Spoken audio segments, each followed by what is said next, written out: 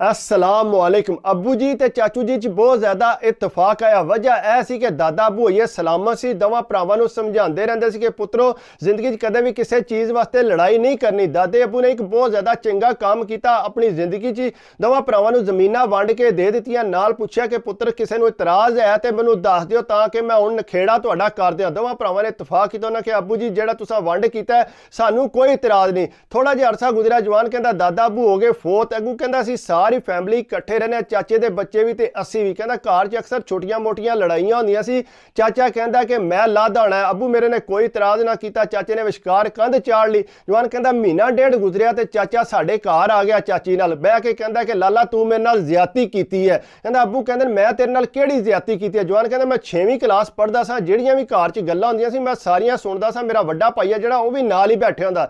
चाचा कहंदा कि भाईया तू मेरे नाल ज़्यादती कीती है। अबू कहंदे कि मैं तेरे नाल किहड़ी ज़्यादती कीती है, आ जिहड़ी तू ज़मीन लई है तेरे कोल फालतू ज़मीन टुर गई। उन्हें कहा गल सुन, जे तो ज़मीन फालतू टुर भी गई है ना, अब्बा जी ने जिस टाइम नखेड़ा किया सी तेरे कोलों पुछया सी, तू आख्या सी मैनू कोई इतराज़ नहीं। कहंदा उस टाइम मैनू कोई पता नहीं लगा, मैं उस वेले जोश सा, लेकिन मैं हुण देखिया कि तेरे कोल एक ज़मीन का टुकड़ा जिहड़ा फालतू है फलानी नुक्कर ते। कहंदा अब्बू जी पहला तो आदे ने कि ठीक है जो कुछ हो गया हुण चुप कर जा, क्यों लोगों को तमाशा दखने। कहंदा नहीं अगू गल सुनने नूं तैयार कौन सी। अब्बू जी कहंदे ने कि ठीक है फिर तू इंज कर, उस टुकड़े च जिहड़ी अद्धी जगह बनती है ना वो तू लै लै। कहंदा नहीं मैं उत्थों क्यों लवां, तेरियां सारियां ज़मीनां क्रॉस करके उत्थे निक्का जिहा टुकड़ा जाके मैं लवां। ते अब्बू जी पुछदे ने कि होर तू फिर के चाहने, मैं तेनू जगह देण नूं भी तैयार, हालांकि तेरी जगह बनती भी नहीं है, मैं सिर्फ लड़ाई नहीं चाहता। वो कहंदा नहीं मैनू जिहड़ा ना मेरी ज़मीन नाल जिहड़ी लगदी है तेरा बन्ना, वो बन्ना जिहड़ा तरोड़ के ते मैं उत्थों जगह नाल मिलानी है। कहंदा अब्बू जी कहंदे मेरी अपनी लम्मी ज़मीन है, खराब हो जाएगी, मैं तेनू उत्थों किस तरह दे दियां। कहंदा चाचा चंगी भली बहस लाण लग पिया ते अब्बू ने आख्या कि फिर मैं तेनू ज़मीन शीन कोई नहीं देनी, जा जो कुछ करनी कर लै। कहंदा चाचा गुस्से टुर गया, उन्हें आख्या मैं तकना कि तू किस तरह नहीं देंदा। कहंदा चंगे भले असीं नॉर्मल रह रहे सां। कहंदा मैनू पता लगा कि जिहड़े चाचा है उन्हें ट्रैक्टर लैके उत्थे ज़मीनां टुर गया, जाके साडा बन्ना तरोड़ना शुरू करता। कहंदा असीं भी डंडे चुके नाल, अब्बू भी। कहंदा असीं ज़मीनां 'च पहुँच गए, जिसले उत्थे गए जाके साडी चंगी भली लड़ाई होई आपे से, लड़ाई एक दूजे दे सिर पाड़ दित्ते। कहंदा पूरा पिंड उत्थे इकट्ठा हो गया। उन्हें आख्या कि तुसां तमाशा ला लिया, तुहाडे दोवां भरावां ते बड़ा इतफाक सी, सारे तुहाड़ियां मसालां देंदे सी, तुसीं के लगे हो करन चवलपूणा। कहंदा उन्हें बहाल लिया, परिया सारी इकट्ठी हो गई। कहंदा चाचे ने पट्टी बन्नी, अब्बे ने पट्टी बन्नी। कहंदा मैं तो निक्का जिहा सा सारा तमाशा देखदा सा पिया।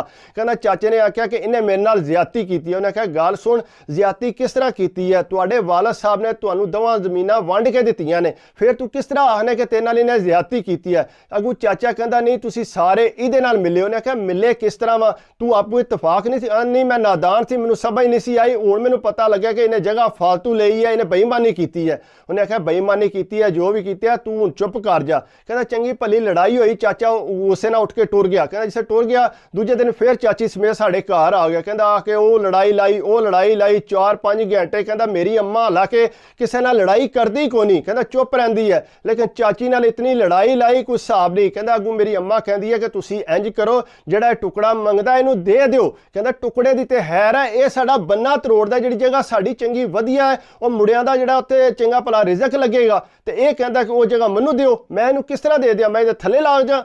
कहंदा एक गल होई ते उन्हें आख्या जा जो कुछ करनी चाचे नूं तू कर लै, मैं तेनू कोई जगह नहीं देनी। कहंदा चंगी भली साडी तू महमा होई सी। कहंदा चाचा गुस्से नाल टुर गया। कहंदा थोड़ा जिहा अरसा गुजरिया, महीने 2 गुजरे होने ने। कहंदा साडे वालिद साहब दी उन्हां ज़मीनां चों जिहड़ा लाश लभी, वालिद साहब कतल हो गए। कहंदा जिसे सानू घर पता लगा सी सारे जुत्तियां भी ना पईयां, सीधे उत्थे टुर गए, जाके तकिया ते वालिद साहब नूं वाकई कतल कर दित्ता।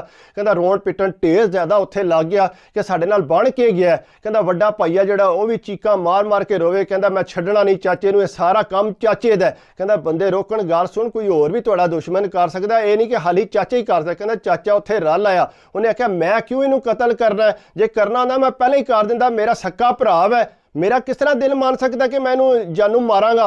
कहंदा लाश घर लिया के कहंदा रोड पिटन जो भी किया, कहंदा करके दफना के आए, तो वड्डा भरा कहंदा मैं चाचे नूं फैर मार देना। कहंदा अम्मा ने समझाया गल सुन पुत्तर, लड़ाइयां दा कोई फायदा नहीं, चुप करके जाके थाने असीं परचा कराने आ, ये अपने आप मन्नेगा। कहंदा मैं कहा ठीक है जिस तरह अम्मा जी तुसीं आखदे हो। कहंदा थाने गए, जाके परचा कटाया। कहंदा ढेर चक्कर लगे, कदे पैसे लगन, फिर कदे जाइए, कहंदा बार बार सानू बुलाण, लेकिन सानू समझ आ गई कि चाचे नूं इन्हां अंदर कोई नहीं करना। कहंदा चाचा जिहड़ा ना आपू भी पैसे ला रहा सी, उहदे तल्लुकात जिहड़े ने साडे नाल ज़्यादा सी। बहरहाल कहंदा असीं हिम्मत हार के घर बह रहे। कहंदा थोड़ा जिहा अरसा गुजरिया, मेरा वड्डा भाई है जिहड़ा चाचे नाल लग गया। ਕਹਿੰਦਾ ਮੈਂ ਬੜਾ ਪਰੇਸ਼ਾਨ ਹੋਇਆ, ਅੰਮਾ ਬੜੀ ਪਰੇਸ਼ਾਨ ਹੋਈ। ਇਹ ਇਹਨੇ ਕੀ ਤਮਾਸ਼ਾ ਕੀਤਾ, ਕਹਿੰਦਾ ਚਾਚੇ ਦੇ ਘਰੋਂ ਨਿਕਲਦੇ ਹੀ ਕੋਈ ਨਹੀਂ ਸੀ, ਰੋਟੀ ਉੱਥੇ ਖਾਣੀ, ਚਾਚੇ ਦੇ ਘਰ ਰਹਿਣਾ। ਕਹਿੰਦਾ ਅੰਮਾ ਜੀ ਨੇ ਢੇਰ ਵਾਰੀ ਰੋਣ ਪਿੱਟਣ ਕੀਤਾ, ਪੁੱਤਰਾ ਤੂੰ ਕਿਹੜਾ ਕੰਮ ਸ਼ੁਰੂ ਕਰਤਾ, ਸਾਡੇ ਦੁਸ਼ਮਣ ਦੇ ਘਰ ਜਾ ਕੇ ਤੂੰ ਬਹਿਣ ਲੱਪੇ, ਉੱਥੇ ਬਹਿ ਕੇ ਤੂੰ ਰੋਟੀ ਖਾਣੇ, ਇਹ ਕੋਈ ਚੰਗੀ ਗੱਲ ਹੈ। ਕਹਿੰਦਾ ਅੱਗੋਂ ਗੱਲ ਕੋਈ ਨਹੀਂ ਸੁਣਦਾ, ਘੁੰਨਾ ਮੇਸਾ ਹੋ ਕੇ ਬਹਿ ਰਹਿੰਦਾ। ਕਹਿੰਦਾ ਅੱਗੋਂ ਚਾਚੇ ਦੀ ਜਿਹੜੀ ਕੁੜੀ ਹੈ ਉਹ ਜਵਾਨ ਸੀ, ਚਾਚੇ ਨੇ ਆਖਿਆ ਚਲੋ ਇਹਦੀ ਜ਼ਮੀਨ ਵੀ ਹੈ ਤੇ ਇੰਜ ਕਰਨਾ, ਇਹਨੂੰ ਆਪਣੇ ਨਾਲ ਲਾ ਲੈਣਾ। ਚਾਚੇ ਨੇ ਆਪਣੀ ਕੁੜੀ ਉਹਨੂੰ ਦਿੱਤੀ ਤੇ ਘਰ ਕਹਿੰਦਾ ਸਾਨੂੰ ਪਤਾ ਹੀ ਕੋਨਾ, ਤੇ ਵੱਡੇ ਭਰਾ ਨੇ ਜਿਹੜਾ ਨਿਕਾਹ ਕਰ ਲਿਆ ਚਾਚੇ ਦੀ ਕੁੜੀ ਨਾਲ। ਕਹਿੰਦਾ ਜਿਸ ਨੇ ਨਿਕਾਹ ਕੀਤਾ ਸਾਡੇ ਘਰ ਲੈ ਕੇ ਆਇਆ। ਕਹਿੰਦਾ ਅੰਮਾ ਜੀ ਚਲੋ ਰਾਜ਼ੀ ਹੋ ਜਾਓ, ਕਿਉਂ ਹੁਣ ਇਸ ਤਰ੍ਹਾਂ ਕਰਦੇ ਹੋ। ਕਹਿੰਦਾ ਅੰਮਾ ਜੀ ਰੋਣ ਪਿੱਟਣ, ਉਹਨੇ ਆਖਿਆ ਉਹ ਤੇਰਾ ਕੱਖ ਨਾ ਰਵੇ, ਤੂੰ ਕਿਹੜਾ ਕੰਮ ਕੀਤਾ, ਤੇਰੇ ਪਿਓ ਨੂੰ ਇਹਨਾਂ ਮਾਰਿਆ, ਕਤਲ ਕੀਤੇ ਹੈ, ਅੱਗੂ ਸਾਡੇ ਤੇ ਜ਼ੋਰ ਵੀ ਜਮਾਉਂਦੇ ਨੇ, ਤੇ ਤੂੰ ਜਿਹੜਾ ਐਡਾ ਬੇਸ਼ਰਮ ਹੋ ਗਏ। ਚੁੱਪ ਕਰਕੇ ਜਾ ਕੇ ਫਿਰ ਚਾਚੇ ਨਾਲ ਉਹਨੇ ਆਖਿਆ ਅੰਮਾ ਮਾਫ ਕਰ ਦਿਓ ਚਾਚੇ ਨੂੰ, ਚਾਚੇ ਕੋਲ ਜਿਹੜੀ ਗਲਤੀ ਹੋਣੀ ਸੀ ਉਹ ਹੋ ਗਈ ਹੈ। ਕਹਿੰਦਾ ਮੈਨੂੰ ਵੀ ਬੜਾ ਜੋਸ਼ ਆਵੇ, ਮੇਰਾ ਦਿਲ ਕਰੇ ਕਿ ਇੱਥੋਂ ਛੁਰੀ ਲਵਾਂ ਤੇ ਭਰਾ ਦੇ ਢਿੱਡ 'ਚ ਪਾ ਦਿਆਂ। ਕਹਿੰਦਾ ਪਰ ਮੈਂ ਫਿਰ ਕਰ ਨਹੀਂ ਸੀ ਕੋਈ ਸਕਦਾ, ਨਿੱਕਾ ਸਾਂ। ਕਹਿੰਦਾ ਅੰਮਾ ਵੀ ਜਿਹੜੀਆਂ ਮੈਨੂੰ ਕੰਟਰੋਲ ਕਰਦੀ ਸੀ। ਕਹਿੰਦਾ ਮੈਂ ਅਸੀਂ ਫਿਰ ਮਾਂ ਪੁੱਤਰ ਹੀ ਰਹਿ ਗਏ ਸਾਂ। ਭਰਾ ਜਿਹੜਾ ਮੇਰਾ ਜਿਹੜਾ ਜਾ ਕੇ ਚਾਚੇ ਦੇ ਘਰ ਬਹਿ ਰਿਹਾ। ਕਹਿੰਦਾ ਥੋੜਾ ਜਿਹਾ ਅਰਸਾ ਗੁਜ਼ਰਿਆ ਤੇ ਪਤਾ ਇਹ ਲੱਗਾ ਕਿ ਚਾਚੇ ਦੇ ਬੂਹੇ ਅੱਗੇ ਜਿਹੜਾ ਨਾ ਚਾਚੇ ਦੀ ਕੋਈ ਲਾਸ਼ ਕਰਕੇ ਛੋਟੇ ਛੋਟੇ ਟੋਟੇ ਕਰਕੇ ਉਹ ਦਰਵਾਜ਼ੇ ਹੀ ਸੱਟ ਗਿਆ। ਕਹਿੰਦਾ ਉੱਥੇ ਪੂਰੇ ਪਿੰਡ 'ਚ ਰੋਲਾ ਪਿਆ, ਸਾਨੂੰ ਪਤਾ ਹੀ ਕੋਈ ਨਾ ਲੱਗਾ ਕਿ ਸਾਡੇ ਗੁਆਂਢ ਹੈ। ਕਹਿੰਦਾ ਕਿਸੇ ਨੇ ਲਾਸ਼ ਇੱਥੇ ਸੱਟ ਦਿੱਤੀ ਹੈ। ਕਹਿੰਦਾ ਸਾਰੇ ਜਿਹੜੇ ਮੇਰੇ ਤੇ ਇਲਜ਼ਾਮ ਲਾਣ ਇਹਨੇ ਮਾਰਿਆ, ਕਿਉਂਕਿ ਭਾਈਆ ਵੱਡਾ ਜਿਹੜਾ ਨਾ ਕਹਿੰਦਾ ਉਹ ਚਾਚੇ ਦੇ ਘਰ ਹੀ ਅੱਗੇ ਰਹਿੰਦਾ ਪਿਆ, ਚਾਚੇ ਦੀ ਹਰ ਗੱਲ ਮੰਨਦਾ ਆ। ਕਹਿੰਦਾ ਚਾਚੇ ਨੂੰ ਚੰਗਾ ਭਲਾ ਕਿਸੇ ਨੇ ਟੁੱਕ ਵੱਢ ਕੇ ਨਾ ਤੇ ਉਹ ਬੂਹੇ ਅੱਗੇ ਸੱਟ ਦਿੱਤੀ ਸੀ। ਕਹਿੰਦਾ ਸਾਰੇ ਪਾਸੇ ਰੋਲਾ ਪੈ ਗਿਆ, ਇਤਨੇ ਖੌਫਨਾਕ ਤਰੀਕੇ ਨਾਲ ਇਹਨੂੰ ਕਿਸੇ ਨੇ ਮਾਰਿਆ। ਬਹਰਹਾਲ ਕਹਿੰਦਾ ਬੜਾ ਰੋਲਾ ਬਣਿਆ। ਅੱਗੂ ਉਹਨਾਂ ਜਿਸਲੇ ਪਰਚਾ ਕਟਾਇਆ, ਕਹਿੰਦਾ ਪਰਚਾ ਜਿਸਲੇ ਕਟਾਇਆ ਤੇ ਕਹਿੰਦਾ ਮੈਨੂੰ ਪੁਲਿਸ ਫੜ ਕੇ ਲੈ ਗਈ। ਕਹਿੰਦਾ ਜਿਸਲੇ ਮੈਨੂੰ ਫੜ ਕੇ ਜਾ ਕੇ ਮਾਰਿਓ ਕੁੱਟੂ ਨੇ, ਮੈਂ ਰੋਇਆ ਪਿੱਟਿਆ, ਮੈਂ ਕਿਹਾ ਮੈਨੂੰ ਕੋਈ ਪਤਾ ਨਹੀਂ। ਕਹਿੰਦਾ ਪੁਲਿਸ ਧੱਕੇ ਨਾ ਮੈਨੂੰ ਮਨਾਉਣ ਦੀ ਕੋਸ਼ਿਸ਼ ਕਰੇ। ਕਹਿੰਦਾ ਜਿਹੜਾ ਵੱਡਾ ਭਾਈ ਹੈ ਉਹਨੂੰ ਕੋਈ ਨਹੀਂ ਸੀ ਪਤਾ। ਕਹਿੰਦਾ ਜਿਸਲੇ ਅੰਮਾ ਕੋਲ ਆਇਆ, ਅੰਮਾ ਕੋਲ ਪਤਾ ਲੱਗਾ ਕਿ ਜਿਹੜਾ ਨਾ ਮੈਨੂੰ ਲੈ ਗਏ ਨੇ। ਕਹਿੰਦਾ ਵੱਡਾ ਭਰਾ ਦੌੜਦਾ ਜਿਹੜਾ ਥਾਣੇ ਆਇਆ। ਕਹਿੰਦਾ ਜਿਸਲੇ ਥਾਣੇ ਆਇਆ ਆ ਕੇ ਕਹਿੰਦਾ ਕਿ ਇਹਨੂੰ ਤੁਸੀਂ ਛੱਡ ਦਿਓ। ਪੁਲਿਸ ਵਾਲੇ ਕਹਿੰਦੇ ਨੇ ਅਸੀਂ ਕਿਉਂ ਛੱਡ ਦਈਏ, ਇਹਨੇ ਕਤਲ ਕੀਤੇ ਆ। ਉਹਨੇ ਆਖਿਆ ਇਹਨੇ ਕਤਲ ਨਹੀਂ ਕੀਤੇ ਆ, ਕਤਲ ਮੈਂ ਕੀਤੇ ਆ। ਕਹਿੰਦਾ ਮੈਂ ਹੈਰਾਨ ਹੋ ਗਿਆ ਕਿ ਇਹ ਭਾਈਆ ਕੀ ਪਿਆ ਗੱਲ ਕਰਦਾ, ਇਹ ਤੇ ਚਾਚੇ ਨਾਲ ਲੱਗੇ ਅਸੀਂ, ਇਹਨੇ ਕਤਲ ਕਿਸ ਤਰ੍ਹਾਂ ਕੀਤੇ ਹੋਣਾ। ਕਹਿੰਦਾ ਨਹੀਂ ਇਹਨੇ ਨਹੀਂ ਕਤਲ ਕੀਤੇ ਆ, ਕਤਲ ਮੈਂ ਕੀਤੇ ਆ। ਕਹਿੰਦਾ ਸਾਰੇ ਪੁਲਿਸ ਵਾਲੇ ਨੇ ਆਖਿਆ ਤੂੰ ਇਕਬਾਲੇ ਜੁਰਮ ਪਿਆ ਕਰਨਾ, ਤੇਰੇ ਕੋਲ ਕੀ ਸਬੂਤ ਹੈ, ਤੂੰ ਨਿੱਕੇ ਭਰਾ ਨੂੰ ਛਡਾਉਣ ਵਾਸਤੇ ਲੱਗੇ।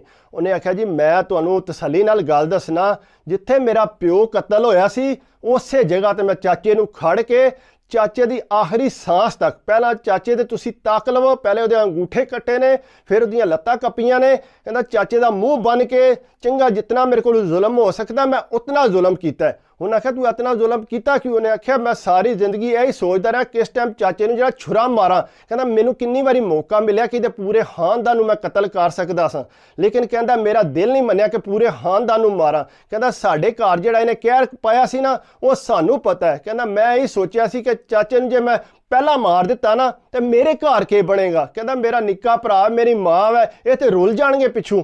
ਕਹਿੰਦਾ ਇਸ ਵਾਸਤੇ ਮੈਂ ਚਾਹੁੰਦਾ ਸੀ ਕਿ ਮੇਰਾ ਭਰਾ ਥੋੜਾ ਵੱਲ ਹੋ ਜੇ ਤੇ ਉਸ ਤੋਂ ਬਾਅਦ ਚਾਚੇ ਕੋਲ ਮੈਂ ਬਦਲਾ ਜ਼ਰੂਰ ਲਵਾਂਗਾ। ਚਾਚੇ ਕੋਲ ਕੁੜੀ ਵੀ ਲਈ ਆ ਉਹਦੀ ਤੇ ਉਸ ਤੋਂ ਬਾਅਦ ਚਾਚੇ ਦੀਆਂ ਬੋਟੀਆਂ ਵੀ ਕੀਤੀਆਂ। ਕਹਿੰਦਾ ਬੜਾ ਦਿਲ ਖੁਸ਼ ਹੋਇਆ ਮੈਂ ਚਾਚੇ ਨੂੰ ਮਾਰਿਆ ਤੇ ਕਹਿੰਦਾ ਉੱਥੇ ਬਹਿ ਕੇ ਜ਼ਮੀਨ 'ਚ ਸਕੂਨ ਨਾਲ ਵੱਢ ਕੇ ਤੇ ਲਿਆ ਕੇ ਬੂਹੇ ਅੱਗੇ ਸੱਟਿਆ। ਕਹਿੰਦਾ ਮੈਂ ਦੱਬ ਵੀ ਸਕਦਾ ਸਾਂ, ਕਿਰੇ ਗਿਆ ਵੀ ਕਰ ਸਕਦਾ ਸਾਂ। ਕਹਿੰਦਾ ਲੇਕਿਨ ਮੇਰੇ ਦਿਲ ਨੂੰ ਸਕੂਨ ਨਹੀਂ ਸੀ ਆਉਣਾ ਕਿ ਮੈਂ ਚਾਚੇ ਨੂੰ ਕਤਲ ਕੀਤਾ। ਕਹਿੰਦਾ ਇਸ ਵਾਸਤੇ ਮੈਨੂੰ ਬੂਹੇ ਅੱਗੇ ਸੱਟਿਆ ਸੀ, ਪੂਰੇ ਪਿੰਡ ਨੂੰ ਪਤਾ ਲੱਗੇ ਕਿ ਚਾਚਾ ਕਤਲ ਹੋਇਆ। ਕਹਿੰਦਾ ਫਿਰ ਭਰਾ ਨੂੰ ਮੈਂ ਛਡਵਾਇਆ ਉੱਥੇ। ਕਹਿੰਦਾ ਅੰਮਾ ਮੇਰੀ ਜਿਹੜੀ ਹੈ ਮੇਰੇ ਤਾਕੇ ਹੈਰਾਨ ਨਾਲ ਉਹਨੇ ਪੁੱਤਰਾ ਤੂੰ ਕਿਹੜਾ ਕੰਮ ਕੀਤਾ, ਤੂੰ ਕਿਹੜਾ ਕਹਿਰ ਸਾਡੇ ਤੇ ਪਾ ਦਿੱਤਾ। ਉਹਨੇ ਕਿ ਅੰਮਾ ਮੈਂ ਸਾਰੀ ਜ਼ਿੰਦਗੀ ਇਹ ਹੀ ਸੋਚਦਾ ਰਿਹਾ, ਪਛਤਾਉਂਦਾ ਰਿਹਾ ਕਿ ਚਾਚੇ ਨੂੰ ਮੈਂ ਮਾਰਦਾ ਕਿਉਂ ਨਹੀਂ ਪਿਆ। ਕਹਿੰਦਾ ਜਦੋਂ ਵੀ ਚਾਚਾ ਮੇਰੇ ਨਾਲ ਆ ਕੇ ਗੱਲ ਕਰਦਾ ਸੀ ਨਾ ਮੇਰੇ ਅੰਦਰ ਸੂਈਆਂ ਚੁੱਭਦੀਆਂ ਸੀ ਕਿ ਚਾਚੇ ਦੇ ਮੂੰਹ 'ਚੋਂ ਅੱਗ ਨਿਕਲਦੀ ਹੈ।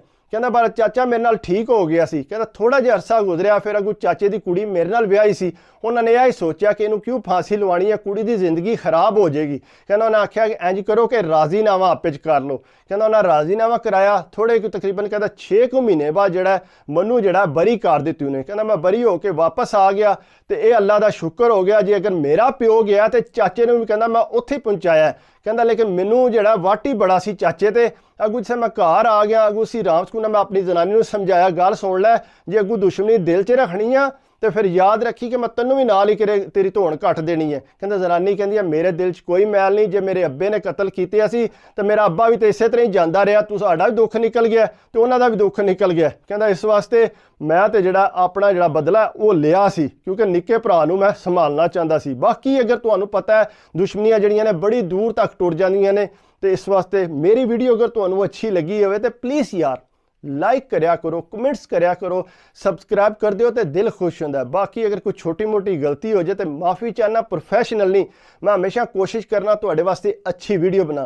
ਕੋਈ ਗਲਤੀ ਹੋਵੇ ਤੇ ਇਗਨੋਰ ਕਰਕੇ ਤੇ ਸਬਸਕ੍ਰਾਈਬ ਕਰਿਆ ਕਰੋ। ਦੁਆਵਾਂ ਯਾਦ ਰੱਖਿਆ ਕਰੋ ਤੇ ਆਪਣੀ ਸਿਹਤ ਦਾ ਖਿਆਲ ਰੱਖਿਆ ਕਰੋ। ਸਿਹਤ ਹੈ ਤੇ ਸਭ ਕੁਝ ਹੈ। ਅੱਲਾ ਹਾਫਿਜ਼।